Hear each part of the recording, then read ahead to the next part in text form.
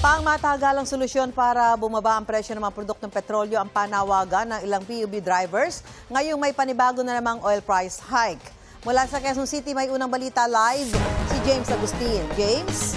Susan, good morning. Humabos sa pagpapakarga yung mga jeepney driver at iba pang mga motorista bago yung panibagong taas presyo sa produktong petrolyo ngayong araw. Kabado, Susan, yung mga nakausap ko na ilang mga driver ng pampublikong sasakyan dahil malaki na naman daw yung matatapyas sa kanilang arawang kita.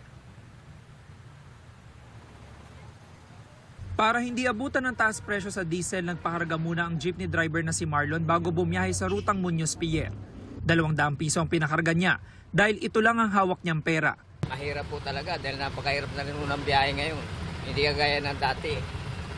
Ngayon, halos hindi na kami kumikita. May ilang jeepney driver namang walang ekstrang pera, gaya ni Rio.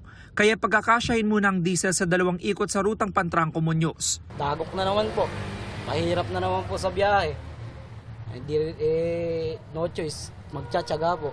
Magdadagdag po ng oras sa biyahe. Imbis na 8 hours o 10 hours lang po na biyahe, magiging pwedeng 12 hours na po.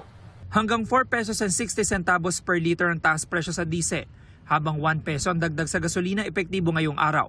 Humabol din sa pagpapakarga ang tricycle driver na si Ral. Malaki na raw ang nabawas sa kanyang arawang kita dahil sa taas ng presyo ng gasolina.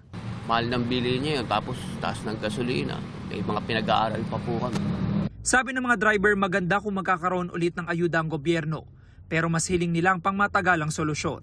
Sana, wala naman nila yung presyo na bumaba naman para kahit pa paano makakaluwag kami mga driver. Sana tugunan yung gasolina para at least kahit paano bumaba.